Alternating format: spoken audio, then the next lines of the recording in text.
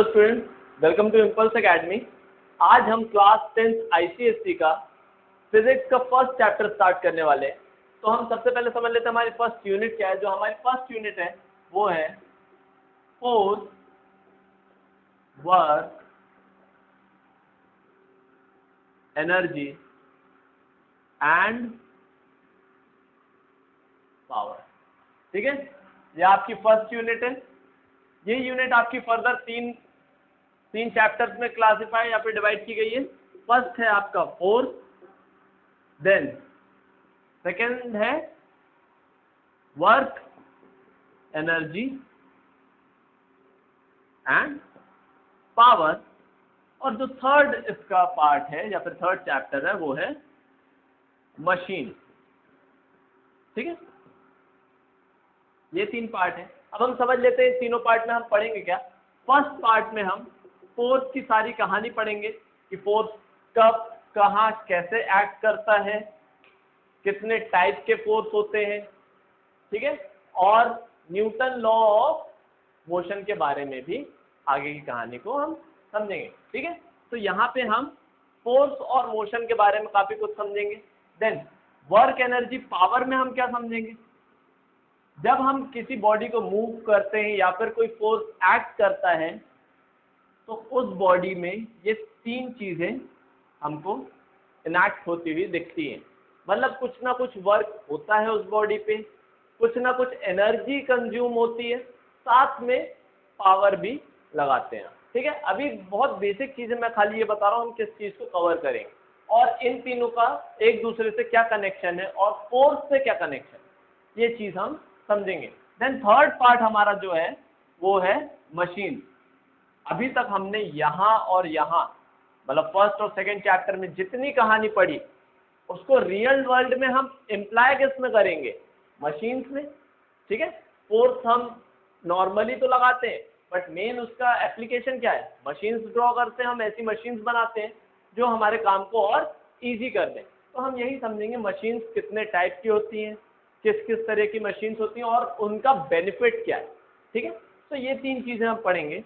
तो आज हम स्टार्ट करेंगे अपने फर्स्ट चैप्टर से जो है हमारा फोर्स चैप्टर, विच इज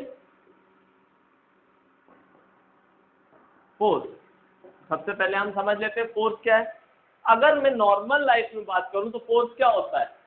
हम नॉर्मल लाइफ में बहुत सी जगह पे फोर्स इम्प्लाई करते हैं। जैसे मैं इस बोर्ड को ऐसे पुश करना चाहूँ तो ये क्या है, मैं अपनी तरफ से इस बोर्ड पे फोर्स लगा रहा हूँ। ठीक है, बहुत से होते हैं, आप किसी चीज को ऐसे उठाते हो तो आप फोर्स लगा रहे हो। बहुत से एग्जांपल्स है, आप डेली लाइफ में आप दिन भर आप फोर्स लगाते रहते हो, किसी न किसी तरीके से आप फोर्स दिन भर लगाते रहते हो। बट बात आती है कि इसको हम डिफाइन कैसे करें, क्योंकि हम फिजिक्स में पढ़ रहे हैं तो हर चीज की डेफिनेशन तो होनी चाहिए। इसको आप डिफाइन कैसे करोगे। Force is defined as a push or a pull acting on a body which either changes the state of motion or rest or tries to change the state of motion or rest or it changes the shape and size of the object। ठीक है, तीन चीजें बोली हैं जो आपको याद रखनी पड़ेंगी। फर्स्ट थिंग क्या है, मैं आपको कीवर्ड्स में समझाऊंगा क्या समझना है हमको और किस चीज को याद रखना है। बाकी सारा स्टेटमेंट है, मेन है इसके कीवर्ड जो आपको याद होने चाहिए। Change in state of motion, मतलब अगर बॉडी मूव कर रही है तो या फिर उसकी स्पीड बढ़ जाए या फिर उसकी स्पीड कम हो जाए या फिर वो रुक जाए। और इसी में एक और पॉइंट आ जाता है, change in state of rest. मतलब अगर कोई बॉडी रुकी हुई है, फॉर एग्जाम्पल मैं इस डस्टर की बात करता हूं, अगर ये रुका हुआ है, मैं इस पे ऐसा फोर्स लगाता हूं तो ये मूव करने लगता है।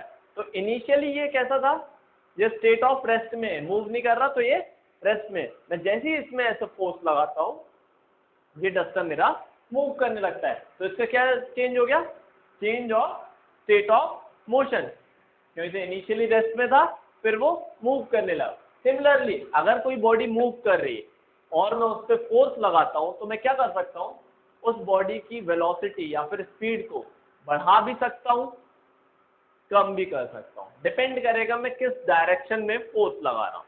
और मैं क्या कर सकता हूँ, थर्ड थिंग,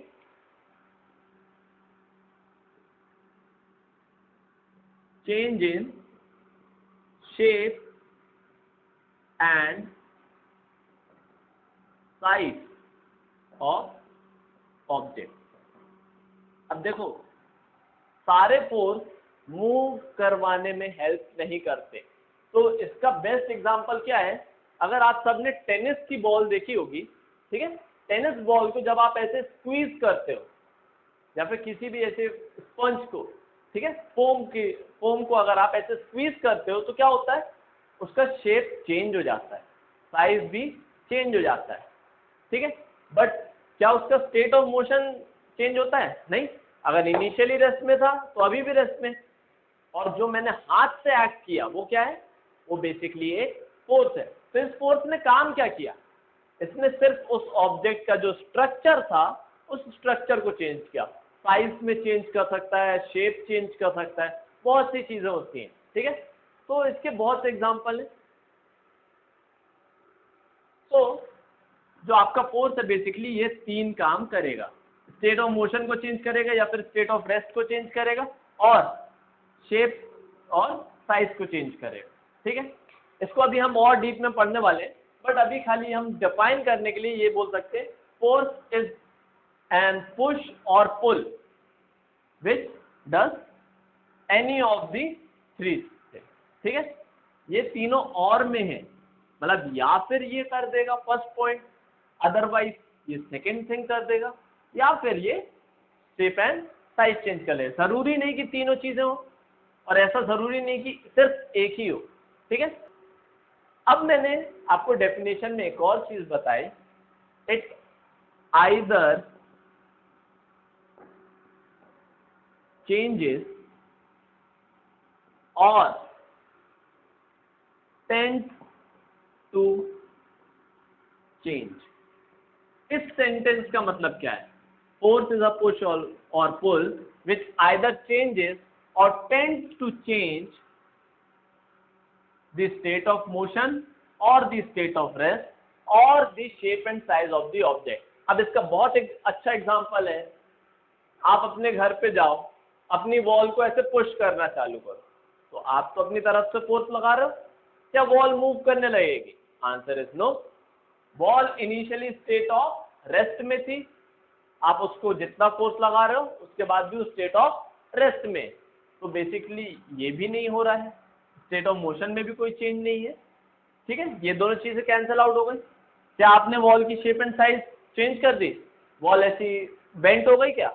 नहीं, कुछ भी नहीं हुआ, वॉल को कोई इफेक्ट नहीं हुआ। क्या इसका मतलब आपने फोर्स नहीं लगाई? नहीं, आपने फोर्स लगाई, बट हर फोर्स में कुछ ना कुछ चेंज हो जाए ऐसा तो होगा नहीं। टेंड्स टू चेंज मतलब आप ट्राई कर रहे हो कि वो वॉल या फिर आपका जो भी इंटेंशन है, आप ट्राई कर रहे हो कि वो वॉल या फिर आगे मूव हो जाए या फिर बेंड हो जाए, जो भी आप चाहते, तो आप फोर्स एक इंटेंशन के साथ लगा रहे हो। अब वो होगा कि नहीं होगा वो डिपेंड करेगा दूसरे कंडीशन पे, बट आप या फिर स्टेट ऑफ मोशन को चेंज कर दोगे या फिर आप ट्राई कर रहे होगे कि स्टेट ऑफ मोशन चेंज हो जाए। होता है कि नहीं होता वो कंडीशन पे डिपेंड करेगा, बट ये है आपकी फोर्स की कहानी। इतना है आपका फोर्स का डेफिनेशन, ठीक है। अब इससे आगे बढ़ेंगे।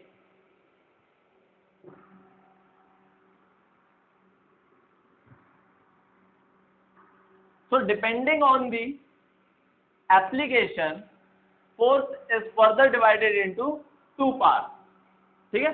First is contact force, first part is contact force and second part is non contact force। ना बहुत सिंपल है, आप इसके नाम से ही इसको समझ सकते हो, ठीक है। It's definition is in its name only. अब देखो भाई, कांटेक्ट फोर्स क्या होगा भाई? कांटेक्ट फोर्स वो फोर्स होगा जो आप टच करके लगा रहे हो। फॉर एग्जांपल मैं इसको पुश कर रहा हूँ, ये कैसा हुआ? कॉन्टैक्ट फोर्स हुआ। नॉन कॉन्टैक्ट फोर्स क्या होगा? जिसमें बॉडी टच नहीं कर रही है एक दूसरे को, बट स्टिल एक दूसरे पे फोर्स लगा रही है।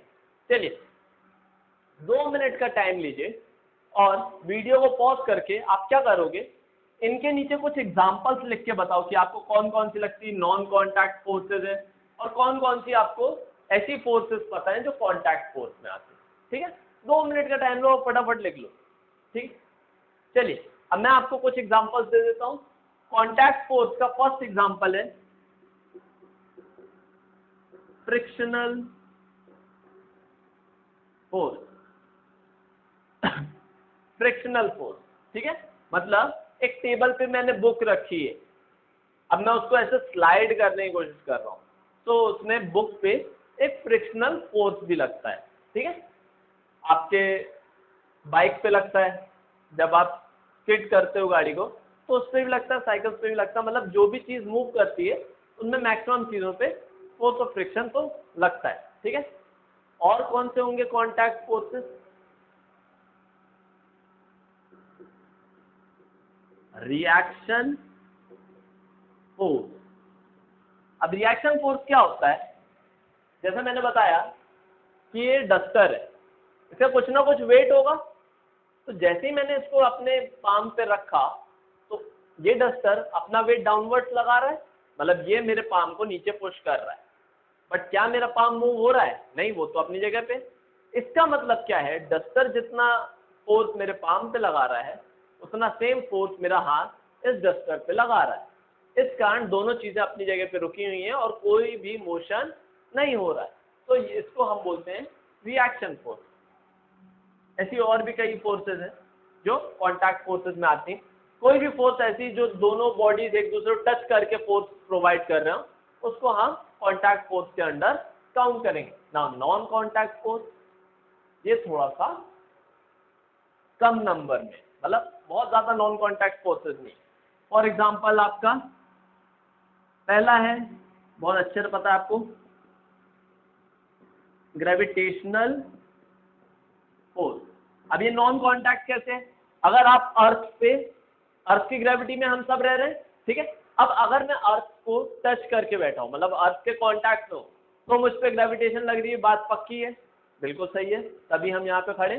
ठीक है, बट क्या मैं अगर जंप करता हूं तो ग्रेविटेशनल फोर्स गायब हो जाती है? नहीं, अगर मैं जंप करता हूं तो in that case also that gravitational force is very much alive. तो ग्रेविटेशनल फोर्स को कोई फर्क नहीं पड़ता कि आप उसके टच में हो या फिर आप उसके कांटेक्ट में नहीं हो। फॉर एग्जांपल सन और अर्थ क्या एक दूसरे को कांटेक्ट में रखते हैं? एक दूसरे को टच किया क्या दोनों ने? नहीं, बट स्टिल दोनों की ग्रेविटेशनल फोर्स है, एक दूसरे पे एक्ट होती। तो gravitational force is a non contact force. इसका और एग्जांपल क्या है? Magnetic force. आप दो मैग्नेट को देख लो, या फिर एक दूसरे को अट्रैक्ट करेंगे या फिर एक दूसरे को रिपेल करेंगे, बट इन एनी केस बिना टच किए अगर दो मैग्नेट को आप थोड़े डिस्टेंस पे रखते हो तो भी वो एक दूसरे पे फोर्स लगाते हैं, दोनों को कांटेक्ट की कोई जरूरत नहीं है। तो magnetic force is also a non contact force. और इसके साथ एक और लिख लेते हैं, इलेक्ट्रोस्टैटिक फोर्स। इलेक्ट्रोस्टैटिक फोर्स क्या है? जिस तरीके से मैग्नेटिक फोर्स होता है मैग्नेट के बीच में, वैसे ही चार्ज के बीच में भी एक फोर्स अप्लाई होता है। जैसे लाइक पोल, मैग्नेट के जो लाइक पोल्स होते हैं नॉर्थ नॉर्थ, वो रिपेल करते हैं, ठीक है, और अनलाइक पोल्स जैसे नॉर्थ साउथ वो एक दूसरे को अट्रैक्ट करते हैं। सेम तरीके का एक फोर्स होता है इलेक्ट्रोस्टैटिक फोर्स, जो चार्ज में अप्लाई होता है। पॉजिटिव चार्ज और पॉजिटिव चार्ज एक दूसरे को क्या करेंगे? रिपेल करेंगे, और पॉजिटिव चार्ज और नेगेटिव चार्ज एक दूसरे को क्या करेंगे? अट्रैक्ट करेंगे। बट जरूरी नहीं है कि कांटेक्ट में आए, विदाउट कांटेक्ट भी इलेक्ट्रोस्टैटिक फोर्स लगता है, मैग्नेटिक फोर्स लगता है और ग्रेविटेशनल फोर्स भी लगता है। ठीक है, तो ये तीन है आपके नॉन कांटेक्ट फोर्स के अंदर, और ये दो और इसके साथ बहुत सारे और फोर्सेज हैं जो आपके कांटेक्ट फोर्स के अंडर आते हैं।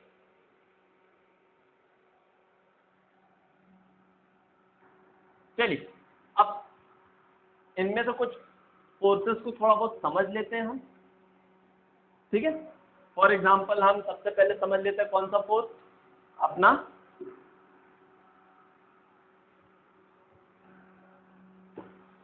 सबसे पहले हम समझ लेंगे फ्रिक्शनल फोर्स के बारे में।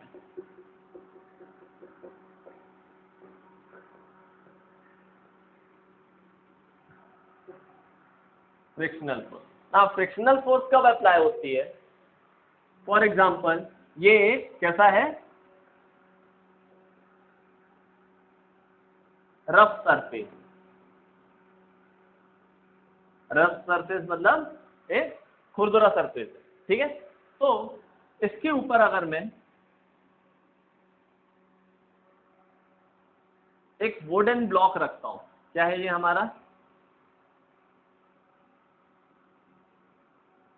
वुडन ब्लॉक रखता हूं, तो ये चीज आप घर पे आराम से बैठ के ट्राई कर सकते हैं, ठीक है। कोई भी एक वुडन ब्लॉक या फिर कुछ भी रख के देखिए, यहाँ पे अपने रफ सरफेस, मोस्टली सारे सरफेस रफ होते हैं, ठीक है। तो जैसे ही मैं इसको रखता हूँ, अब क्या होता है, अगर कोई फोर्स नहीं है तो मैं एक बार इसको मूव करा दूं तो ये मूव करते रहना चाहिए, हमेशा ये चलते रहना चाहिए, कभी रुकना है, कभी रुकेगा क्या? ये नहीं रुकना चाहिए। बट आप देखोगे जब आप इस पे रेगुलर फोर्स लगाओगे तब तक ये स्लाइड करेगा, फिर ये धीमे से रुक जाएगा, फिर आप फोर्स लगाओगे तो स्लाइड करेगा और ये फिर रुक जाएगा। ऐसा क्यों होता है? क्योंकि जब हम इस पे एक फॉरवर्ड फोर्स लगा रहे होते हैं, ठीक है, हम इसको आगे की तरफ पुश कर रहे हैं या फिर सामने से उसको पुल करके आगे की तरफ इसको मूव कराना चाहते हैं, तो एट द सेम टाइम ये जो रफ सरफेस है ये इस ब्लॉक को रोकने की कोशिश करता है कि आप मूव नहीं करोगे। इस चीज के को हम बोलते हैं फ्रिक्शन, जिसको हम स्मॉल एफ से या फिर एफ आर से, डिपेंडिंग ऑन आप कौन सी बुक को फॉलो करते हो, इस तरीके से शो किया जाता है, ठीक है। तो ये होता है आपका फ्रिक्शनल फोर्स, ये है आपका जो आपने फोर्स अप्लाई किया, ठीक है। तो ये होता है हमारा फ्रिक्शनल फोर्स। अब देखिए, कहानी को मैं और आगे बढ़ाऊं इससे पहले एक बहुत अच्छी चीज समझ लेते हैं। सिंस हम अब 10th में आ गए तो अब थोड़ा सा चीजें बदलेंगी, थोड़ी सी लेवल हाई होना चाहिए हमारा। तो अब हम समझ लेते हैं, फिजिक्स में दो वर्ल्ड पे बातें होती हैं। हम फिजिक्स जब भी पढ़ते हैं तो हम दो वर्ल्ड के बारे में पढ़ते हैं, एक है हमारा आइडियल वर्ल्ड और दूसरा है हमारा रियल वर्ल्ड, ठीक है। अब दोनों में फर्क क्या है? रियल वर्ल्ड वो है जिसमें आप अभी रह रहे हो, ठीक है। रियल वर्ल्ड क्या है? जिसमें आप अभी रह रहे हो। यहाँ पे एयर है, एयर का रेजिस्टेंस है और भी बहुत सारी चीजें, अभी मैं धीमे धीमे आपको समझाऊंगा। आइडियल वर्ल्ड क्या है? एक ऐसा वर्ल्ड फिजिक्स में क्रिएट किया गया है जिससे इसकी सारी कहानियां 100% ट्रू चलती है। अब देखो, दोनों में एक मेजर डिफरेंस क्या है जो हम समझेंगे। रियल वर्ल्ड में बोला जाता है कि एयर है, बिल्कुल सही बात है, एयर तो है, हमको पता है, और एयर के साथ एक और चीज है, एयर का रेजिस्टेंस है। अब आप पूछोगे सर एयर का रेजिस्टेंस से क्या मतलब है? हम सब ने बाइक या फिर साइकिल कुछ ना कुछ तो ड्राइव किया होगा। जब आप ड्राइव करते हो और अपनी स्पीड बढ़ाते हो तो हमको क्या फील होता है कि एयर हमारे अगेंस्ट एक छोटा सा फोर्स लगा रही है, और जैसे ही आप स्पीड कम करके रुक जाते हो तो पता चलता है यार एयर तो चली नहीं, एयर तो बिल्कुल स्टैटिक थी। मैं तब की बात कर रहा हूँ जब एयर थोड़ी स्टैटिक हो, ठीक है। तब भी आप जैसे ही मूव करना चाहते हो अपने आप एयर का एक रेजिस्टेंस फोर्स, मतलब आपको स्टॉप करने के लिए एक हल्का सा फोर्स लगता है, ठीक है। ये तो हमने खुद से फील किया हो, जैसे जैसे आप बाइक की या फिर साइकिल की स्पीड बढ़ाते जाओ रेजिस्टेंस बढ़ता जाता है, एयर की स्पीड आपको और तेजी से लगती है। अब ऐसा तो है नहीं कि आपकी स्पीड देख के एयर अपनी स्पीड चेंज कर रही, ऐसा तो कुछ होता नहीं। बट जैसे जैसे हम स्पीड बढ़ाते हैं उतनी ज्यादा अमाउंट ऑफ एयर हमें रेजिस्ट करती है स्पीड को बढ़ाने से। अब देखो भाई, ये चीज अगर नहीं समझ में आए, सबने बॉल के साथ खेला होगा, जैसे ही हम बॉल को थ्रो करते हैं तो क्या होता है, आप ध्यान से समझना, हम जब थ्रो करते हैं काफी ज्यादा स्पीड होती, बट हवा में ही वो ट्रैवल करते करते उसकी स्पीड धीमे धीमे कम होती जाती है। अब आप एक बात बताओ, और कोई फोर्स उस पर एक्ट नहीं कर रही है, तो उसकी स्पीड कम होने का कारण क्या है? What is the reason behind the decrease in speed? Speed में जो डिक्रीज है उसके बिहाइंड पीछे सिर्फ एक ही रीजन है, वो है आपका एयर का रेजिस्टेंस। जैसे ही कोई तेज चीज एयर के थ्रू पास होती है तो एयर के जो पार्टिकल्स है वो भी मूव करने लगते हैं, उन पे भी एक फोर्स लगता है, कोलाइड करता है। जैसे ये बॉल है, ये बॉल है और ये एयर के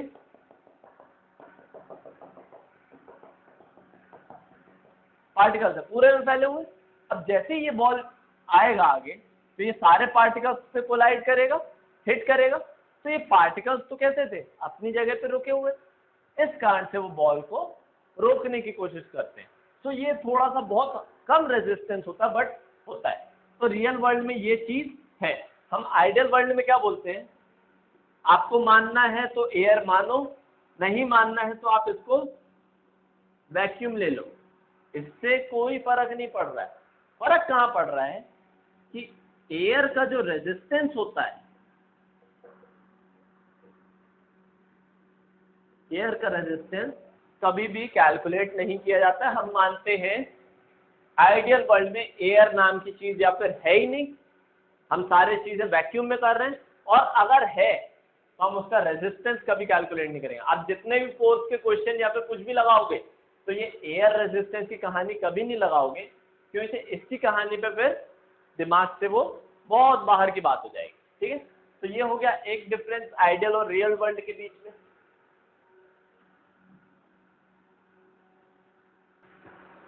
ये एक डिफरेंस हो गया आइडियल और रियल वर्ल्ड के बीच में। नेक्स्ट एक और डिफरेंस है जो आपको याद होना चाहिए, ठीक है, इसलिए मैं बता रहा हूं, ये बात समझ लेना। रियल वर्ल्ड में जितने भी ऑब्जेक्ट हैं या फिर जितने भी सरफेस हैं, there is no frictionless surface.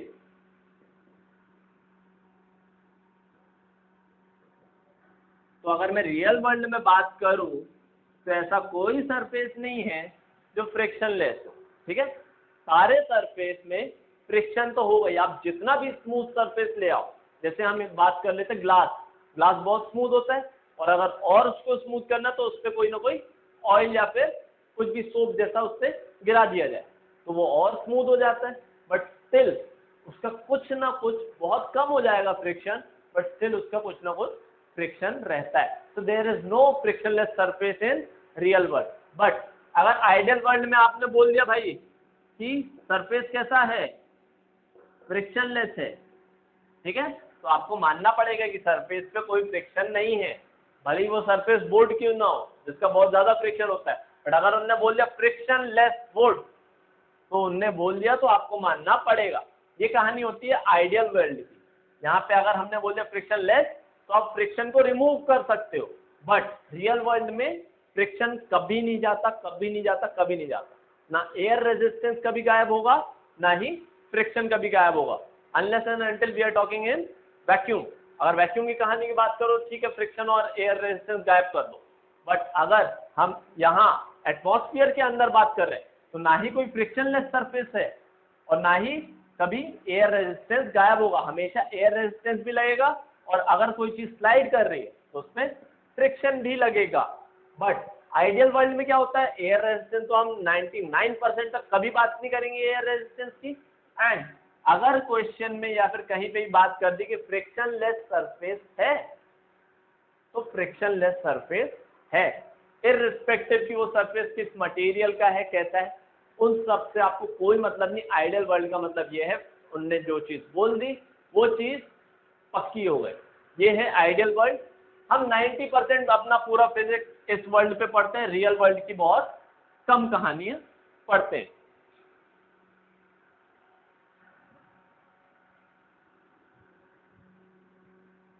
चलिए,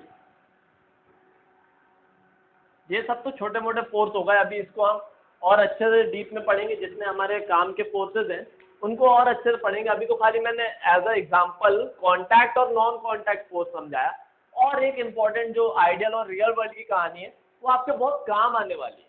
आप क्या है, आप फिजिक्स पढ़ोगे, जब तक आप फिजिक्स पढ़ोगे तब तक आपको इन दोनों वर्ल्ड के बीच में डिफरेंस पता होना चाहिए।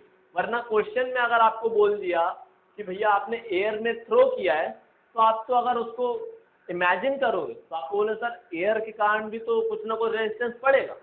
तो वही बात है, जब तक आपको एयर रेजिस्टेंस कंसिडर करने को नहीं बोला गया तब तक एयर रेजिस्टेंस नाम की कोई चीज़ होती ही नहीं। रियलिटी में है, बट फिजिक्स हमारी आइडियल वर्ल्ड में ही चल रही है। ठीक है, चलिए अब फोर्स की बात कर लेते हैं। तो यहाँ पे हमने इसकी टाइप पढ़ ली। अब नेक्स्ट स्टेप हम क्या पढ़ेंगे, इफेक्ट ऑफ फोर्स। फोर्स लगाने से क्या इफेक्ट मिलता है। अब यहाँ पे इफेक्ट हम समझ लेते हैं। पहला इफेक्ट है जो मैंने आपको इसकी डेफिनेशन में भी लिखाया था, अब उसको हम और डीप में पढ़ेंगे। Change in state of motion. ठीक है, विद एग्जांपल में समझाऊंगा आपको कि फोर्स से क्या क्या इफेक्ट होता है। अब देखो भाई, आप सबने क्रिकेट देखा है, क्रिकेट नहीं देखा तो फुटबॉल देखा होगा, कुछ भी ऐसा के। तो उसमें क्या होता है अगर मैं क्रिकेट का एग्जांपल लूं, बॉलर बॉल को स्ट्रेट फेंकता है, फिर जैसे ही बैट्समैन उस बॉल को हिट करता है क्या होता है, बॉल की स्पीड भी चेंज हो जाती है और साथ में और क्या चेंज होता है, बॉल की डायरेक्शन भी चेंज हो जाती है। तो स्टेट ऑफ मोशन का मतलब क्या है कि अगर बॉल या फिर कोई भी ऑब्जेक्ट ये अगर मूव कर रहा है विद अ वेलोसिटी, मैं स्पीड की बात नहीं कर रहा हूं, मैं वेक्टर क्वांटिटी वेलोसिटी की बात कर रहा हूं। ठीक है, क्योंकि इसे हम मोशन की बात कर रहे हैं, यहाँ पे वेलोसिटी की बात करेंगे। तो अगर मैं फोर्स एक्ट करा के या फिर इसकी स्पीड को चेंज कर दूं, इसको हम ब्रैकेट में ये भी समझ सकते हैं, मैग्नीट्यूड की बात कर रहा हूं मैं, वेलोसिटी का डायरेक्शन सेम है, मैग्नीट्यूड चेंज हो गया। फॉर एग्जाम्पल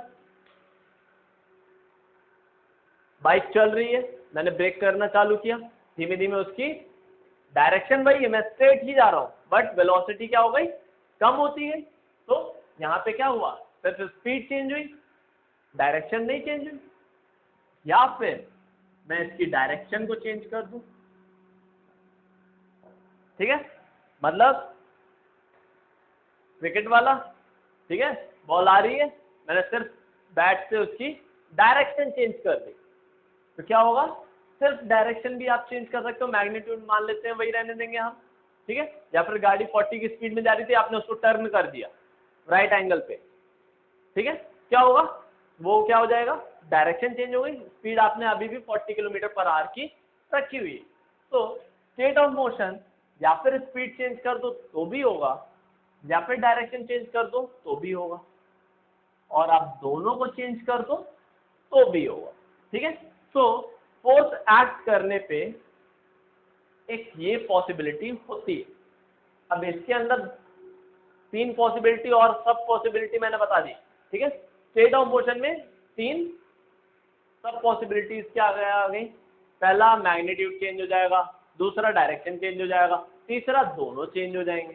ठीक है, ये हो गया आपका first effect, change in state of motion.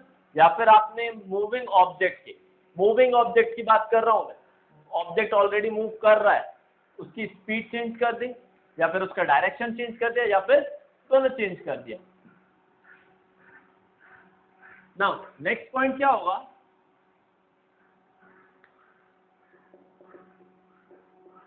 Change in state of rest.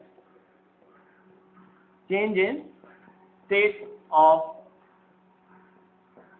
Rest, इसका मतलब क्या है, बॉडी ऑलरेडी रेस्ट में थी, मतलब ये जो अब बॉडी है ना, ये मूव नहीं कर रही थी, ये अपनी जगह पे ऐसी पड़ी हुई है।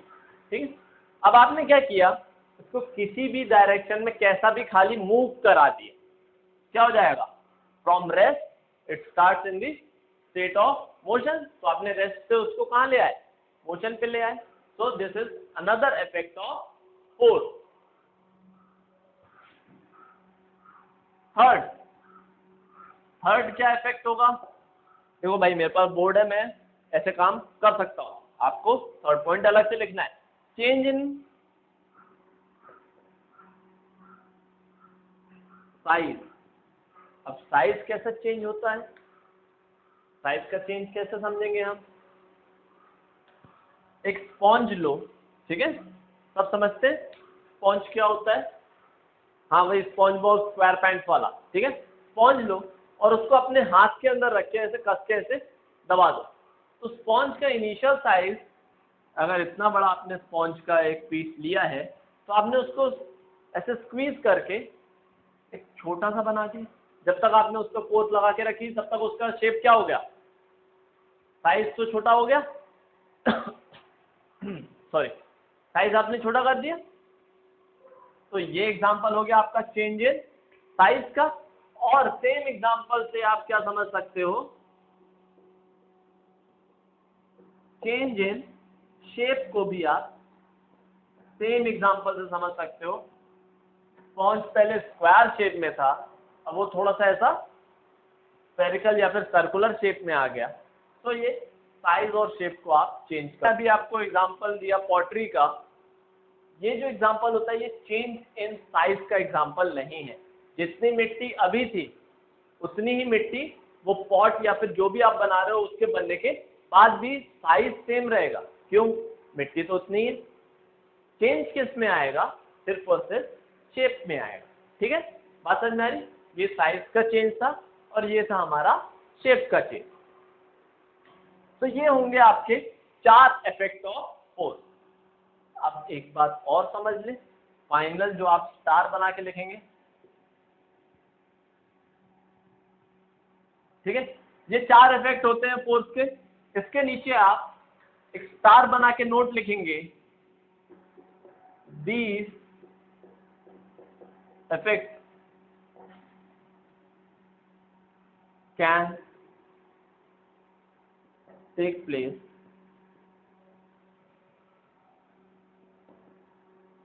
simultaneously।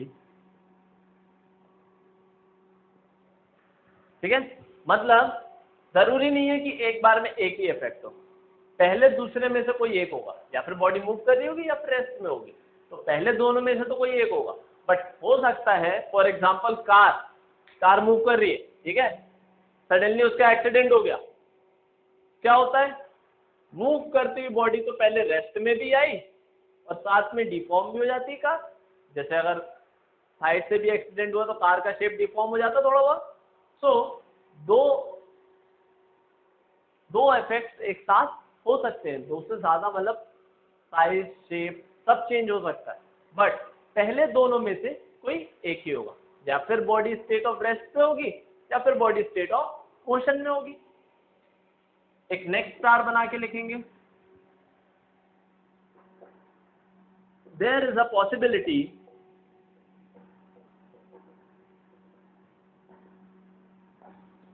That none of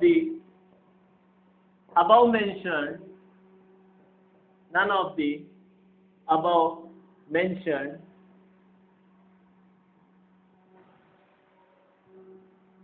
effects take place on applying force। मतलब बहुत साफ भाषा में मैं आपको समझा देता हूं कि जरूरी नहीं है कि कोई ना कोई इफेक्ट होगा ही। ठीक है, एक फाइनल पॉसिबिलिटी है कि हो सकता है आप फोर्स तो लगा रहे हो बट ये चारों में से एक भी इफेक्ट नहीं हो रहा। फॉर एग्जांपल आपको पहले जो बताया था, खड़े हो जाओ और दीवार को पुश करना चालू करो, ना ही दीवार रेस्ट से मोशन पे चली जाएगी, दीवार मूव होने लगी, तुम्हारा घर अपने आप एक्सपैंड हो गया, छोटा मीडियम साइज घर था वो बड़ा सा विला बन गया, ऐसा भी नहीं होगा। नेक्स्ट, दीवार का शेप भी नहीं चेंज होगा। दीवार अगर सीधी है तो वो सीधी रहेगी, ऐसे कर्व शेप की नहीं हो जाएगी, है ना। तो बेसिकली क्या हो रहा है कि 4 इफेक्ट बताए, चारों में से एक भी इफेक्ट नहीं हो रहा, बट इसका मतलब ये नहीं कि आपने फोर्स नहीं लगाया, आपने ये फोर्स तो लगा रहे हो, बट कोई और रीजन है जिसके कारण से आपका ये फोर्स इन 4 में से कोई भी इफेक्ट को अप्लाई नहीं कर पा रहा, ठीक है। तो ऐसा जरूरी नहीं है कि कोई ना कोई इफेक्ट देखने को मिलेगा तो फोर्स है, वरना फोर्स नहीं।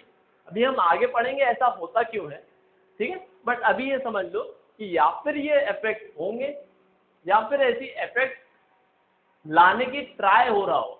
अब आप बोलोगे सर मैं ऐसा खड़ा हूं, दीवार नहीं मूव कर रही, ठीक है, तो क्या ये भी फोर्स है? क्योंकि अगर मैं ऐसा पुश करूं या फिर नहीं करूं, दोनों केस में दीवार नहीं मूव कर रही, तो दोनों केस अलग अलग है। मैंने क्या बोला? टेंड्स टू मूव, मतलब आप कोशिश तो कर रहे हो, सो दैट इज फोर्स। जब आप फोर्स लगाते हो कि दीवार मूव हो जाए तो ये आपकी कोशिश है। जब आप कुछ भी नहीं कर रहे हो तो दीवार तो पहले भी वैसी थी अभी भी वैसी है, बट आप इस टाइम पे आप ट्राई भी नहीं कर रहे हो, ठीक है, कोई एप्लीकेशन ही नहीं है दीवार पे, तो इसमें फोर्स नहीं होगा। जब आप उस दीवार को ऐसे पुश करने का ट्राई कर रहे हो तो in that case there will be a force. In the other case जब आप कुछ भी नहीं कर रहे हो तो कोई फोर्स नहीं होगा, ठीक है। तो आज हमने मोस्टली सारी बेसिक चीजें जो फोर्स के बारे में हमको बहुत बेसिक कहानियां समझनी चाहिए थी कि आगे बढ़ के कुछ नेक्स्ट लेवल पे पढ़ने से पहले थोड़ा बेसिक समझ में आना चाहिए, तो आज हमने फोर्स का पूरा बेसिक कंप्लीट कर दिया। नेक्स्ट क्लास में हम इसके थोड़ा सा लेवल को अप करते हुए और अच्छी कहानियां और नई कहानियों को समझेंगे, ठीक है। आज के लिए बस यहीं पे खत्म करते हैं। आप इन सब चीजों को थोड़ा दिमाग में बैठाइए कि यही कॉन्सेप्ट है जो आपको आगे हेल्प करेंगे। जिसको ये कॉन्सेप्ट सारे अच्छे समझ में आते हैं उसके लिए फोर्स काफी आसान हो जाएगा, और जो ये कॉन्सेप्ट को हवा में लेके छोड़ देगा उसके लिए फिर फोर्स में बार बार डाउट्स आएंगे अपने दिमाग पे, क्योंकि हम फिजिक्स जब पढ़ते हैं सब कुछ इमेजिनेशन का खेल है। अगर आपको सिचुएशन इमेजिन हो जा रही है तो आपसे सब कुछ बन जाएगा, अगर इमेजिन ही नहीं हो रही तो वो क्वेश्चन अपने आप टफ हो जाता है, ठीक है।